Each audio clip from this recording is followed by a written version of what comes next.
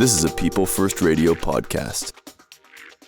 Two best friends who met working in the field of mental health and substance use recovery in Victoria say they noticed the same heartbreaking barrier time and again.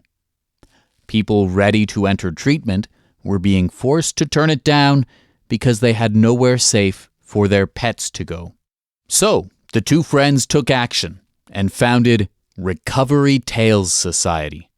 It's a local nonprofit providing free, temporary pet care across Vancouver Island for people entering treatment. I spoke with the two founders of Recovery Tales. My name is Priya Sharma. I'm a co-founder for Recovery Tales Society and a community member in Victoria at this time. My name is Kayleigh Busch. I am the other co-founder of Recovery Tales Society and also located in Victoria. And Recovery Tales Society, so you help take care of people's pets while they're attending addiction treatment? How does this work?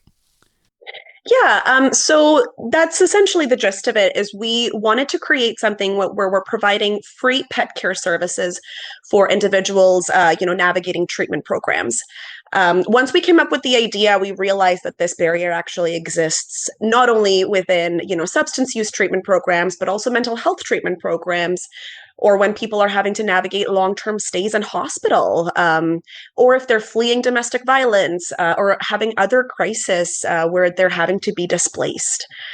So now we've kind of broadened our scope and we do support with all of those concerns as well.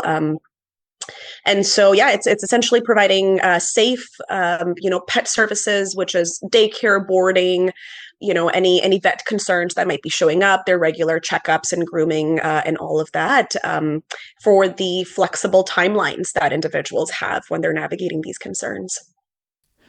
What is it about the backgrounds of the two of you that led you to do this work, Kayleigh? Yeah, that's a great question. So Priya and myself, we actually met working in the frontline works of mental health and substance use.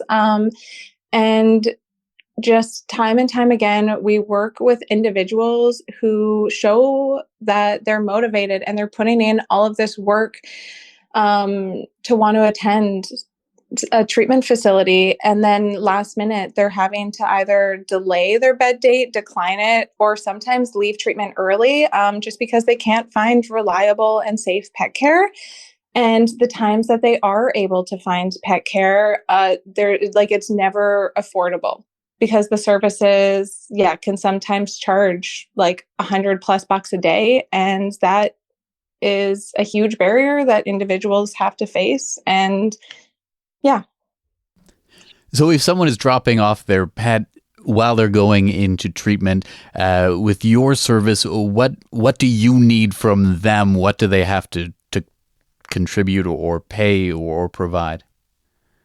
Yeah, right now, because we're just opening up, we've had 6 months under our belt so far. Our hope is that if individuals are able to, we'd love for them to provide at least the food that the animal will require for their duration of the stay. Sometimes that's also not possible. So, we do have donations that we receive and a fund created to be able to support with those things as well. And eventually, we want to be able to take on all of the costs associated with the pet services. For now, though, what we ask for is just a really good explanation on what the care needs would be for the animals that are going to be in our care. How can we support the animals in the best way possible? And an idea of course, of the exact timeline that this is needed for. And then lastly, the one thing that we really need is an individual in community that is able to, make decisions or check in with us. As a lot of the times in treatment programs, people don't have access to their phone consistently. And you mentioned that this is kind of 6 months into the journey. What kind of capacity do you have, Kayleigh, to help people? Yeah, so for the first 6 months of operation, we were mainly focusing on supporting locally. So we would support with daily walks and feeds, but we weren't quite ready to do foster placements at that time. Since hard launching on Facebook earlier this month, we have had an overwhelming amount of support from the community, and we have heard from hundreds of individuals who are interested in becoming fosters with Recovery Tales. At this time, we have around 17 confirmed fosters available.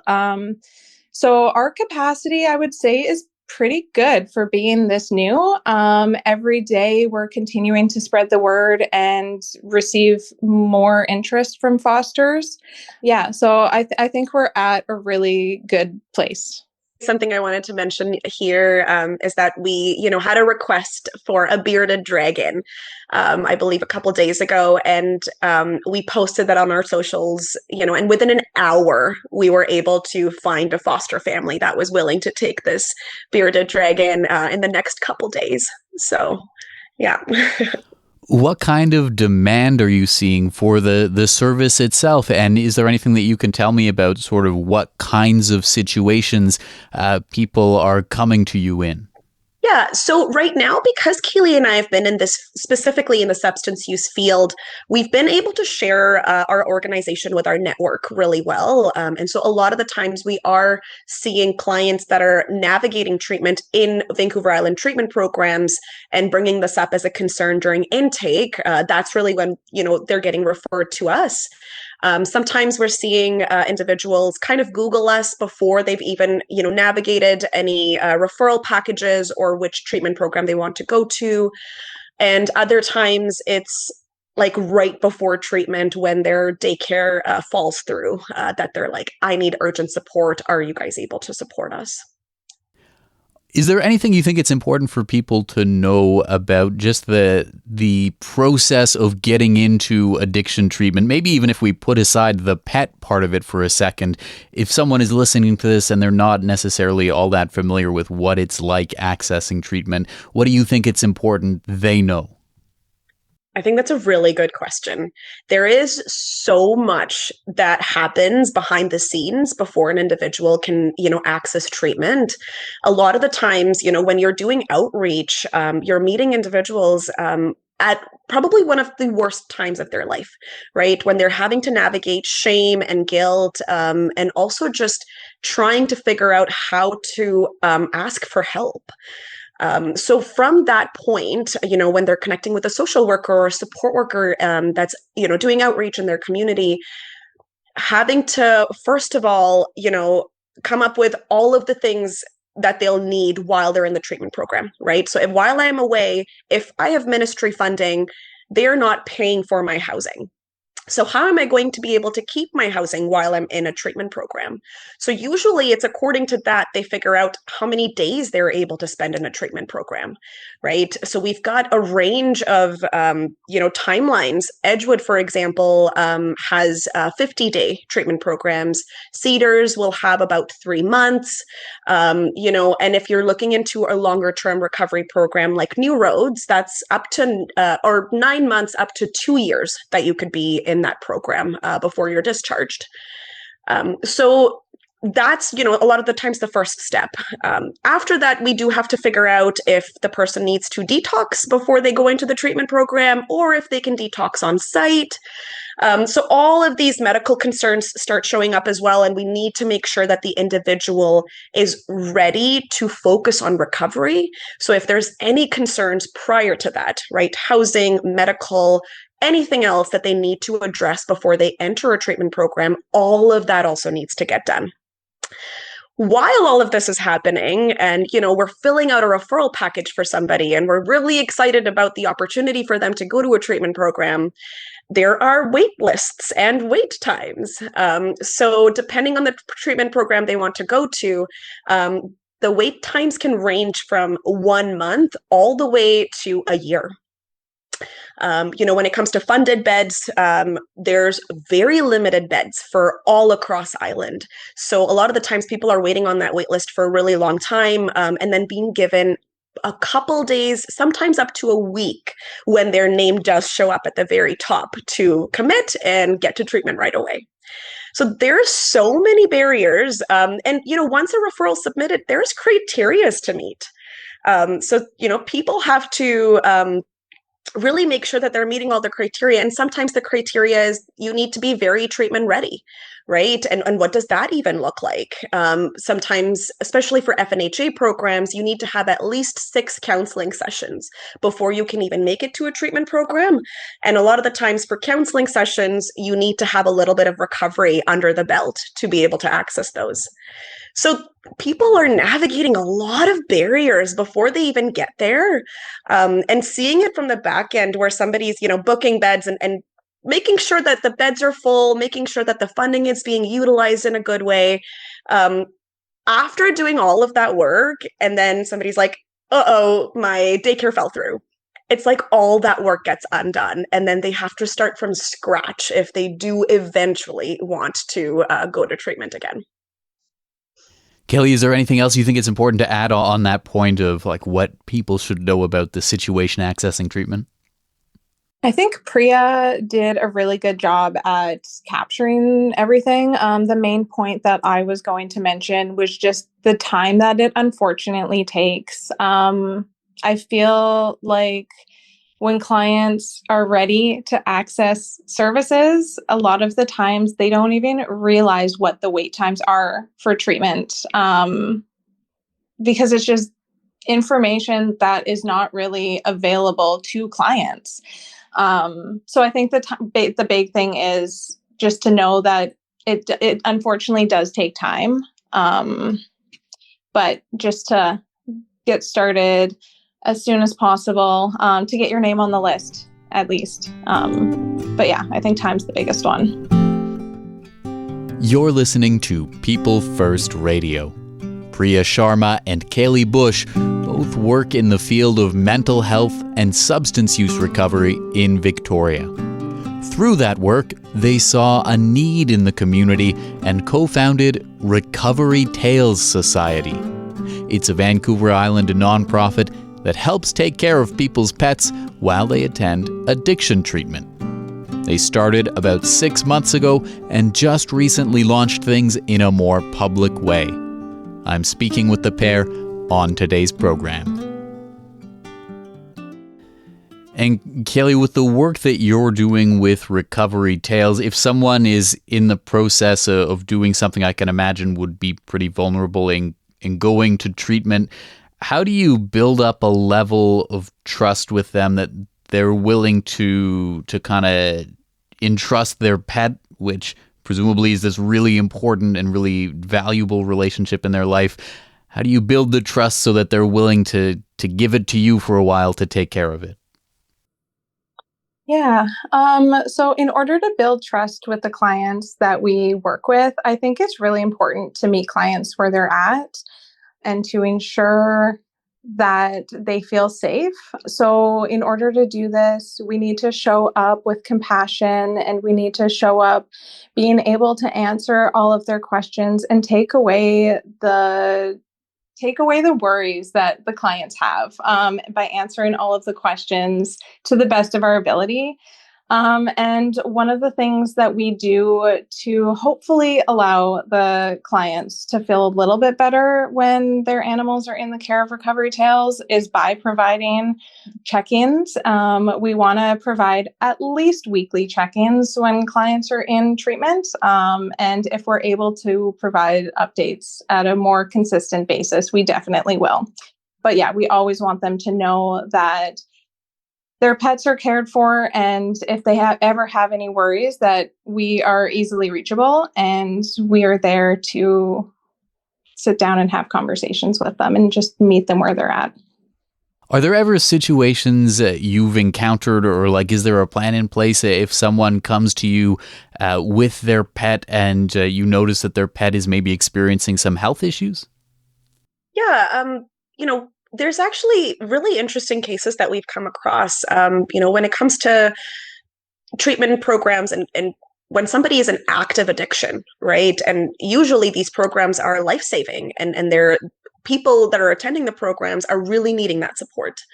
So sometimes we do notice that there are, cases where medical concerns do show up in their animals, or there's some pieces of training that we need to just be more consistent with or regular with to make sure that the pet is going to be supported in the best way, and is really able to even navigate our program and the transition that they have to go through to be able to be here. So when it comes to encountering medical concerns or, even having these assessments and being like, okay, well, we really are going to put your dog on a regular walking schedule. And, it won't be a fenced yard a lot of the times that we could just like let the dog go hang out in, or for cats, like, when it comes to our care, like we're unfortunately unable to have outdoor cats because there's a lot of risks associated with that as well. So we do have a lot of conversations with the pet owners.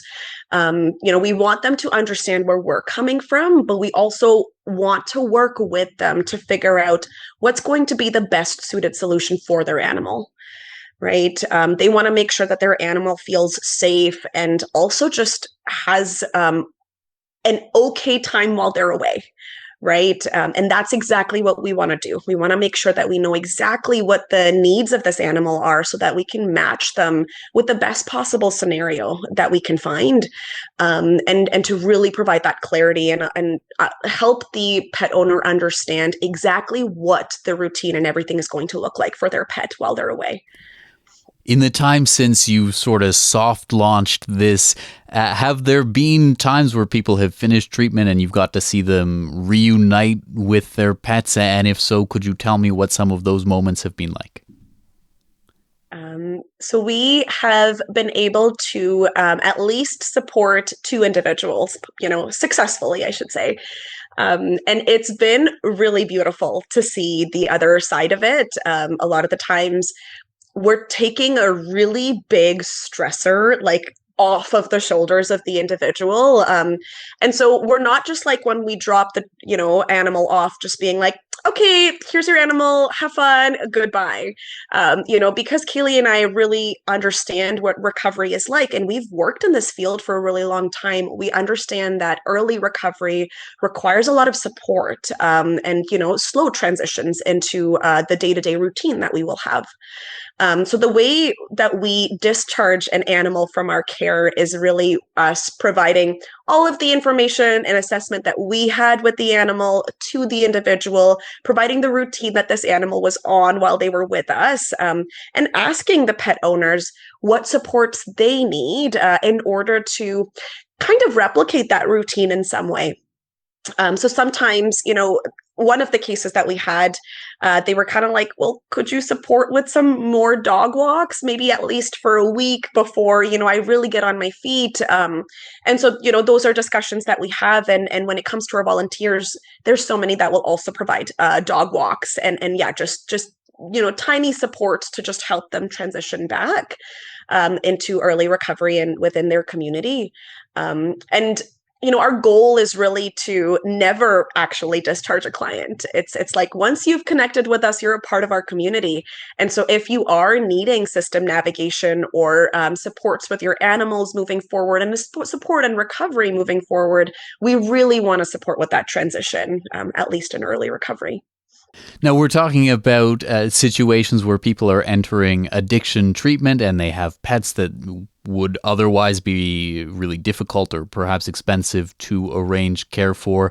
If someone's listening to this conversation and maybe they don't have a connection to anyone who's entered addiction treatment or they don't have a firsthand experience of what that is like, are there any, I don't know, maybe like assumptions you would want to make sure that they're not making, or is there anything you think anyone should just know about that world? Yeah, it is a very complex world. There's so many layers to this disease, and just unfortunate barriers to asking for help as well as receiving help, right? I really want people to understand, and this is something that I had to learn while working in this field, the the amount of barriers that a person has to navigate. It's not just as easy as asking for help and tomorrow you're going to treatment. And I'm saying we, but what I mean is that, our systems put individuals through so many assessments and processes before they can even get to treatment programs. It is a very, very difficult task. And a lot of the times, our departments don't talk to one another. We all know that it is, common sense. At the end of the day, if you don't have housing, you're really going to have a hard time, staying sober and working on your recovery. However, healthcare does not support in housing services. So although healthcare holds the funds for treatment programs and, essentially holds the gate to allow people to enter treatment programs, they're not addressing the factors like housing for before or after a person completes a treatment program. So even if somebody, goes through this whole process and makes it to a treatment program after waiting for months on a wait list, a lot of the times housing is not figured out for them, right? And so they come back to similar situations, abusive households sometimes, and really, really difficult scenarios where they again have to start from scratch and have a really difficult time maintaining their sobriety. And if an individual relapses after accessing government funding to enter an awesome treatment program, they take on that guilt. They tell themselves that I just spent $50,000 worth of government's money and now I've failed the government and myself, and I do not deserve to access help again. So those are the internalizations that, addiction a lot of times makes us do, because the system is really not encouraging recovery and helping people feel compassionate for themselves when they're having to navigate these very difficult scenarios. This is People First Radio. I'm Joe Pugh. My guests are Priya Sharma and Kayleigh Busch. They are co-founders of Recovery Tales Society. It's a Vancouver Island nonprofit that offers free temporary pet care to people entering addictions treatment. Kayleigh, if people are listening and they're hearing about the work that you're doing, making sure that people's pets are taken care of in a good way while they're going to addiction treatment, and they say that sounds like a really good cause, that's something I would love to help out with. Are there things that people can do to support the work you're doing? Absolutely. So if individuals are interested in supporting Recovery Tales, we are more than happy to connect with individuals, whether or not that's to discuss fostering opportunities or potentially individuals supporting with local dog walks, local dog feeds. In the near future, we're also hoping to have some fundraising events. So when the time comes for that, we will definitely need some volunteers on the ground ready to support us with that. And then in other ways, honestly, just spreading the word on social media and continuing to spread the word and grow our community.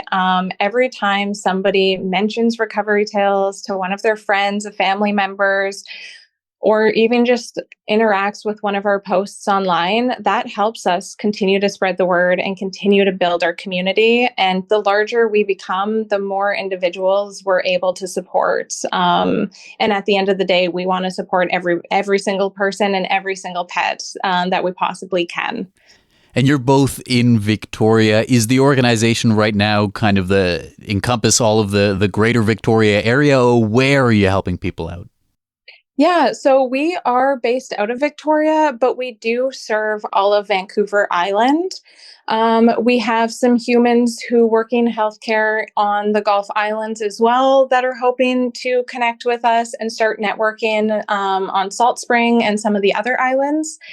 We have also had some inquiries about individuals who want to foster out of Vancouver. So we are very quickly looking at how to best expand so we can better serve all of the clients that need our support. And then on the other end of it, if there is someone who is looking for support, or maybe someone who knows someone who's looking for support, what's the best way to get in touch? Yeah, so the best way to get in touch would really be, when you Google us, Recovery Tales Society, one of our phone numbers pops up.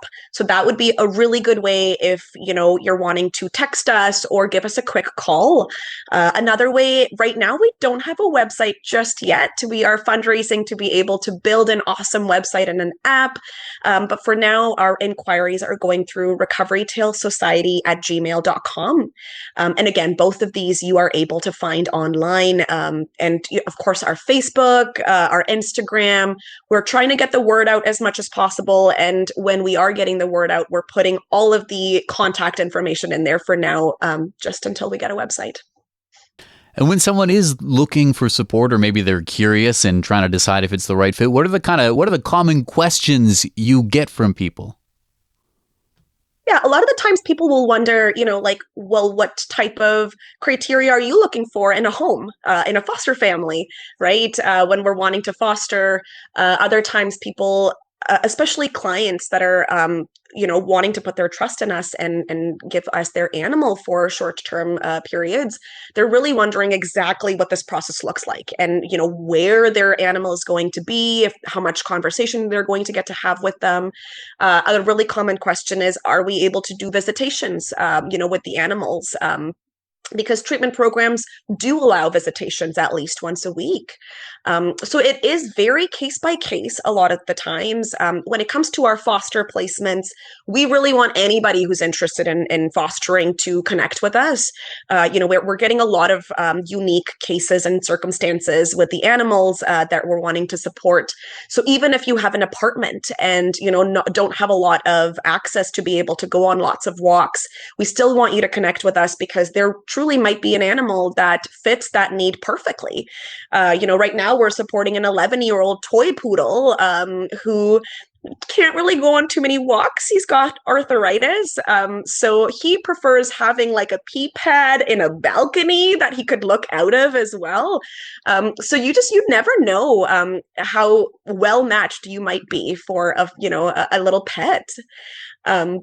Other times, so for when it comes to clients that are, wondering about our process, we really want them to give us a call so that we can really explain to them what exactly it's going to look like. And depending on the area of the treatment program, we do sometimes do visitations. Our goal is to provide as many visitations as possible. But of course, because we're just growing right now, sometimes for treatment programs, that are fairly remote, we at this time are unable to do visitations. But again, it's really all case by case. Is there anything else, either Priya or Kayleigh, you think it's important to let people know about Recovery Tales, the work you're doing, or any of the kind of issues around it? Something that I'd like to, share. Both Kayleigh and I are really passionate about this field, and, more often than not, we would sit together and just like really vent to each other our frustrations and all the barriers that we come across and our clients come across. So this organization was really created out of that passion and frustrations. And so, although we're supporting with substance use recovery and our expertise lies in treatment programs and system navigation for this concern, we want to create a space where humans can have bigger conversations as well, and really talk about the difficult things, especially when it comes to the barriers that we all experience. We know that community-led organizations are usually the most successful, right? People, when it comes to sitting on a committee or providing the funding, even the ministry, a lot of the times does not know and understand what concerns are showing up in front line. So I do think that there is so much power in all of us having bigger discussions, and whether that be in a nonprofit or whether we're writing letters to our MLAs. We really want everybody to know that we're here and we're wanting to work with the system, but also criticize the system in all the ways, so that we can all just work better together and have better systems that support individuals a lot better. Yeah, just to kind of piggyback off what Priya's saying, we want Recovery Tales to be as low barrier as possible. So even with the clients and the workers who might have clients that could benefit from our service, but they're unsure whether or not they meet our criteria, we just want to hear from you. We want to connect. We want to come up with a plan where everybody can be supported. And yeah, we realize all of the barriers that individuals need to access or that they have to navigate just in order to access healthcare. And we want to be able to take away one of those stressors and barriers. Kayleigh, Priya, thank you both very much for taking the time to speak with me about this. Thank you so much, honestly, for inviting us and really taking the time to get to know us. Yeah, it's been lovely to chat with you. Thank you so much. Priya Sharma and Kayleigh Busch are the co-founders of Recovery Tales Society, a Vancouver Island nonprofit which provides free temporary pet care for people attending addiction treatment. People First Radio, People First Media, and People First Stories are community media projects of Vancouver Island Mental Health Society and are produced in Nanaimo, British Columbia. The opinions expressed do not necessarily represent the views of Vancouver Island Mental Health Society or its broadcast, podcast, and social media partners.